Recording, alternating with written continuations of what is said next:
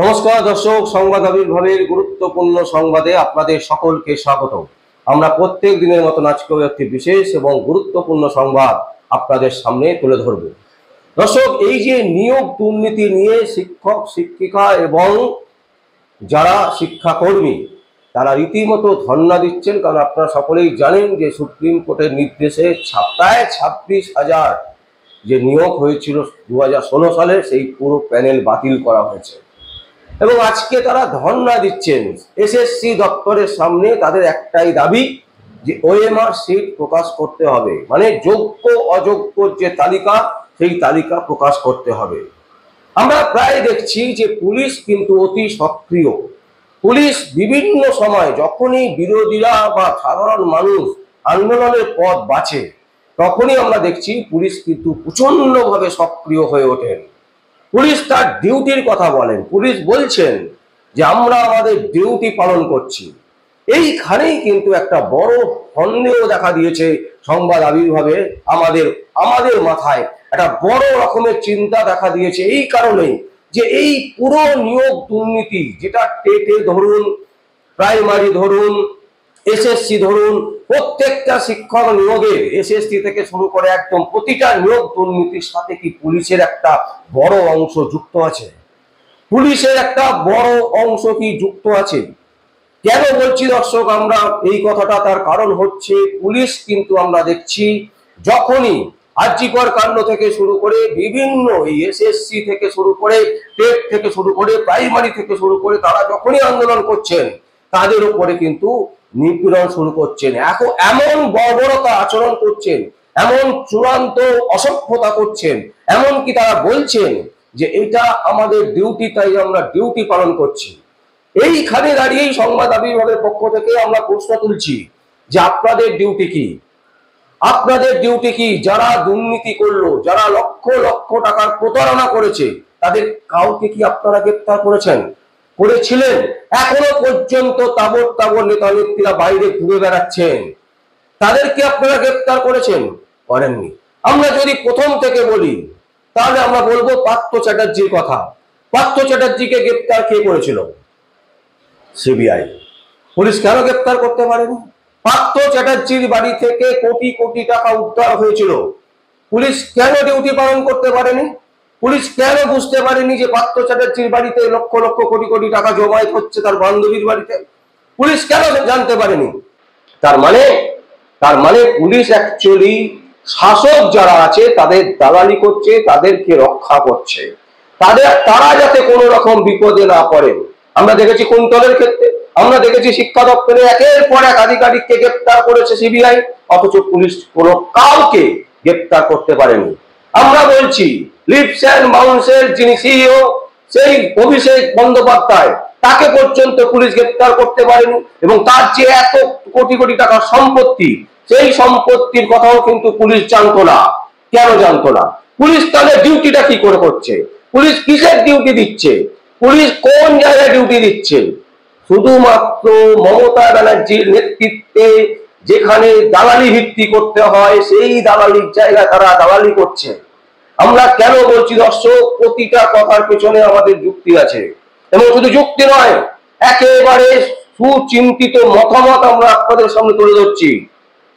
আপনারা সকলেই জানেন যে এসএসসি দপ্তরের সামনে প্রচুর মানুষ তারা জড়ো হয়েছে, তারা সেখানে আন্দোলন করছে, যেমন শিক্ষক শিক্ষিকা আছে, শিক্ষাকর্মীরা আছে, এছাড়াও প্রচুর মানুষ তাদেরকে সমর্থন করছেন। সমর্থন করাটাই স্বাভাবিক।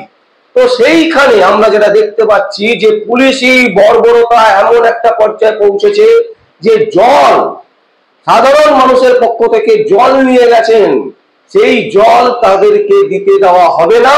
তার কারণ বলছেন যে আপনারা উৎসাহ দিচ্ছেন এই আন্দোলনকারীদের, আপনারা উৎসাহ দিচ্ছেন এই আন্দোলনকারীরা যাতে বসে থাকে এখানে, এটা কোনোমতেই লিগ্যালি পয়েন্ট নয়, তাই আমরা আপনাদেরকে কোনো অবস্থাতেই জল দিতে দেব না। আর এইখানেই আমাদের সন্দেহ দেখা দিচ্ছে যে পুলিশ যখন ডিউটি নিয়ে এত সতর্ক, পুলিশ যখন ডিউটি নিয়ে এত ভাবে, তাহলে পার্থ চ্যাটার্জির বাড়িতে কয়েক হাজার কোটি টাকা মানে 50 কোটি টাকা উদ্ধার হলো পার্থ চ্যাটার্জির বাড়ি থেকে। মিনিমাম 50 কোটি টাকা উদ্ধার হয়েছে পার্থ চ্যাটার্জি বান্ধবীর বাড়িতে। পুলিশ কেন জানতে পারলো না? কুন্তল এই শিক্ষা দুর্নীতির সাথে যুক্ত। লিপসের মাউসের টাকা এদিক থেকে ওদিক হয়েছে, এমনকি কোর্টের পরিষ্কার বলছে লিপসের মাউসের এগেইনস্টে তদন্ত হওয়া উচিত। সেই তদন্ত পেন্ডিং আছে, কিন্তু পুলিশ কি করছে? পুলিশ যখন এত ভালো ডিউটি দিতে জানেন, জল দিতে দেবেন না, তার কারণ হচ্ছে এটা ইল্লিগাল হয়ে যাচ্ছে পুলিশের বক্তব্য। এবং সেখানেই আমাদের সন্দেহ দেখা দিয়েছে যে কলকাতা পুলিশের কি একটা বড় অংশ এই যত দুর্নীতি হয়েছে পশ্চিমবঙ্গে তার সাথে যুক্ত। কারণ তা না হলে তারা ডিউটির নাম করে লিগ্যালটাকে ইললিগাল বলে চাপিয়ে দিয়ে তারা রীতিমতো নৈরাজ্য সৃষ্টি করার চেষ্টা করছে পশ্চিমবঙ্গের বুকে এবং বিভিন্ন জায়গায়, কলকাতা সহ পশ্চিমবঙ্গের বিভিন্ন জায়গায়।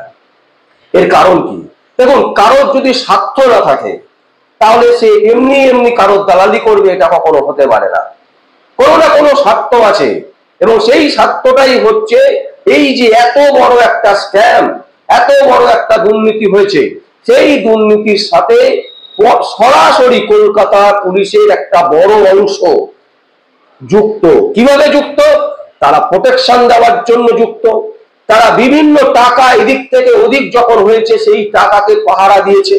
এমনকি স্পষ্ট মমতা ব্যানার্জির বার্তা, মমতা ব্যানার্জি এক কথা বলবেন ক্যামেরার সামনে সংবাদ মাধ্যমে, আর তার পুলিশ উল্টো কাজ করবেন। তারা কি করবেন? তারা সাধারণ মানুষ জল দিতে যাচ্ছেন, সেই জল দিতে দেবেন না। আসুন দর্শক, আমরা সেই ভিডিও আপনাদের সামনে তুলে ধরছি যে কলকাতা পুলিশের কতটা দালালির ভিত্তি তৈরি হয়েছে, কতটা মমতা ব্যানার্জির দালালে পরিণত করেছে, কতটা বাড়ির পোষা কুকুরে পরিণত করেছে। এই ভিডিওটা দেখলে একেবারে পরিষ্কার হয়ে যাবে যে কলকাতা পুলিশ কতটা দালালে পরিণত হয়েছে এবং কতটা বাড়ির কুকুরে পরিণত হয়েছে। এবং শুধু তাই নয়, আমরা যেটা সন্দেহ করছি সেটা হচ্ছে শিক্ষক নিয়োগে সারা পশ্চিমবঙ্গে যত নিয়োগ হয়েছে, প্রতিটি নিয়োগের ক্ষেত্রে যে দুর্নীতি হয়েছে, সেই দুর্নীতিতে একটা বড় কলকাতার একটা বড় পুলিশের যে অংশ, তারা এই দুর্নীতির সাথে সরাসরি মমতার সাথে যুক্ত। মমতা ব্যানার্জি, অভিষেক ব্যানার্জি, কলকাতা পুলিশের একটা বড় অংশ এই দুর্নীতির সাথে যুক্ত, এবং দুর্নীতির সাথে যুক্ত বলেই তারা বারবার করে কোর্টের অর্ডার থাকা সত্ত্বেও কোর্ট কিন্তু পরিষ্কার বলেছে যে ধর্ণা করতে পারবে, অবরোধ করতে পারবে, ধর্মঘট করতে পারবে, বন্ধ করতে পারবে, প্রতিটা হচ্ছে লিগ্যাল রাইট সাধারণ মানুষের। অথচ সেখানে জল দিতে দিচ্ছে না কলকাতা পুলিশ। তার মানে একদম স্পষ্ট যে পুরো দুর্নীতিতে, একদম যতগুলো দুর্নীতি হয়েছে পশ্চিমবঙ্গের বুকে মমতা ব্যানার্জির নেতৃত্বে, অভিষেক ব্যানার্জির নেতৃত্বে, প্রতিটি দুর্নীতিতে কলকাতা পুলিশের একটা বড় অংশ এই দুর্নীতির সাথে যুক্ত। আসুন দর্শক, কি করেছে জল দেওয়া নিয়ে সেই ভিডিও আমরা আপনাদের সামনে তুলে ধরছি, দেখুন।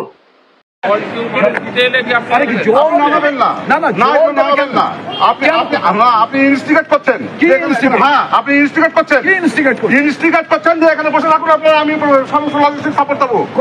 আপনি ইনস্টিগেট করছেন, এটাই আপনার কাজ। না, এটা করবেন না, করবেন না, একদম করবেন না, কোনো কথা বলবেন না, করবেন না, কোনো কথা আমি বলে দিচ্ছি আপনি করবেন না, আমি এটা কথা বলে দেবো না, আপনি ইনস্টিগেট করছেন, আমরা দেবো না। ওরা জল খেয়েছে, জল খেয়ে শুয়ে আছে, ওটা জল ওরা নিজেরা বুঝে নেবে, আপনি এখানে নামাবেন না। আমরা একবার দিয়ে গেলাম, স্যার একবার দিয়ে গেছি, ঠিক আছে নামাবেন না, কি অসুবিধা? আমি বললাম তো আপনি ইনস্টিগেট করছেন, কি ইনস্টিগেট করছেন? একদম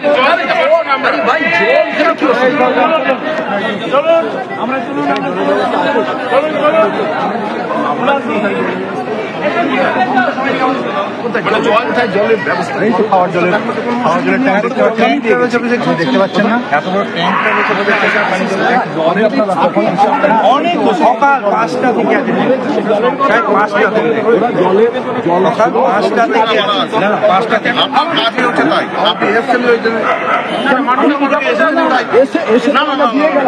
শোনেন, রাস্তা আটকে বসে আছে আর আপনি তাকে ইনস্টিগেট করছেন যাতে এখানে থাকে, আপনি সেই লজিস্টিক সাপোর্টটা দিচ্ছেন। একদম একদম না, আমার সব বোঝা, আমি শিক্ষিত মানুষ আছে, আমি তার জন্য রাত থেকে বসে আছি সারাটা দিনের পরেও, ঠিক আছে, আমি আমার ডিউটি পালন করছি, কিন্তু আপনি তাকে হাওয়া লাগাবেন, হাওয়া লাগাচ্ছে না, আপনি এখানে করবেন না,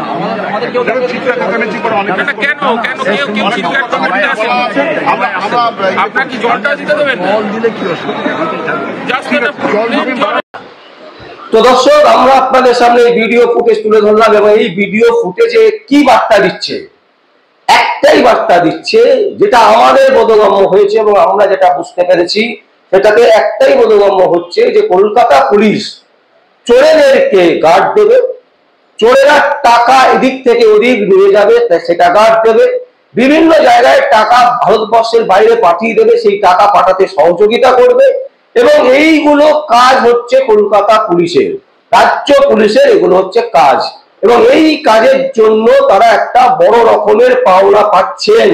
তা না হলে কলকাতা পুলিশ মাইনে পায় সরকারি টাকায়, কলকাতা পুলিশের যে মাইনেগুলো হয় সাধারণ মানুষের ট্যাক্সের টাকা থেকে, তাহলে তারা দালালি ভিত্তি কেন করবে? কেন মমতা ব্যানার্জির হয়ে চটি চাটবে?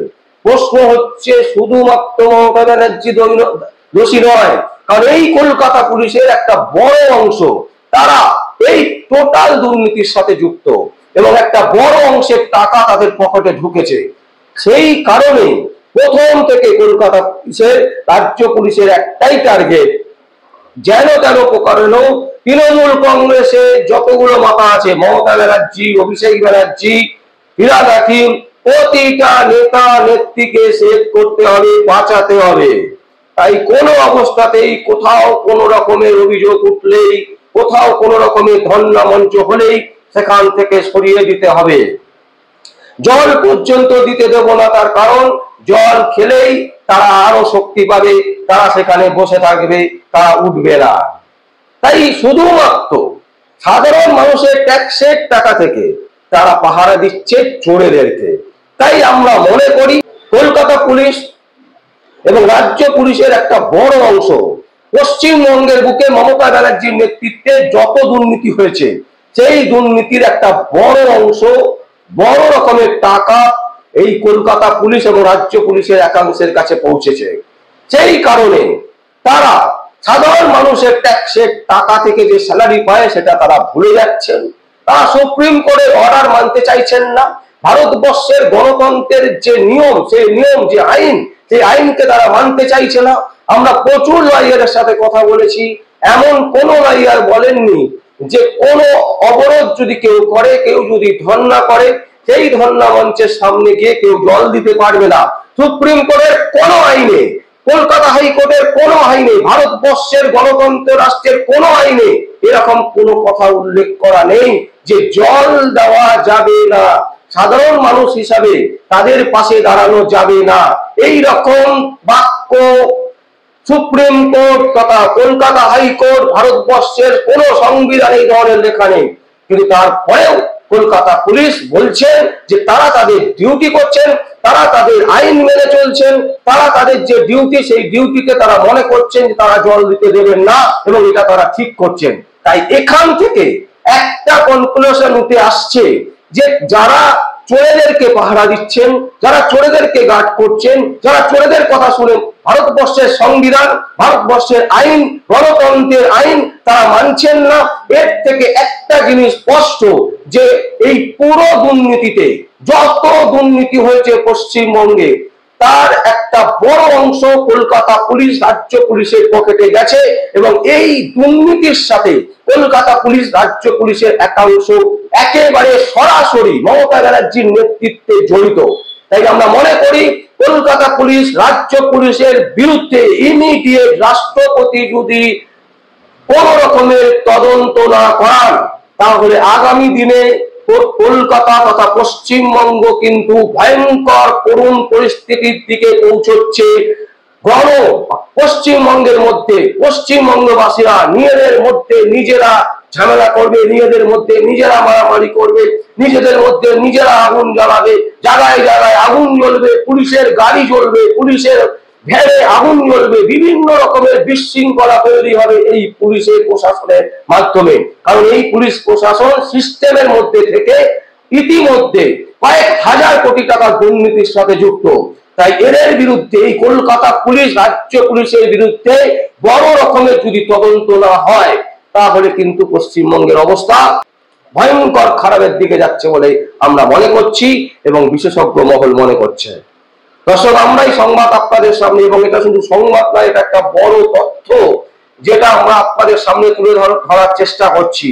বৃহৎভাবে যদি এই আন্দোলন তীব্র থেকে তীব্রতর না হয়, কলকাতা পুলিশ তথা রাজ্য পুলিশের বিরুদ্ধে যদি তদন্ত শুরু না হয়, তদন্ত না হয়, তাহলে কিন্তু বাংলার ভবিষ্যৎ ভয়ঙ্কর করুণ জায়গায় চলে যাবে বলে আমরা এবং বিশেষজ্ঞ মহল, রাজনীতির একটা অংশ, তারা কিন্তু মনে করছেন। আমরা দর্শক এই সংবাদ আপনাদের সামনে তুলে ধরলাম। যদি আপনাদের কোনো বক্তব্য থাকে, কোনো কমেন্ট থাকে, অবশ্যই আপনারা কমেন্ট বক্সে কমেন্ট করবেন। আর দেখতে থাকুন পরবর্তী সংবাদ আবির্ভাবে। আমার নাম বিশ্বজিৎ পাল, সংবাদ আবির্ভাবের জন্য।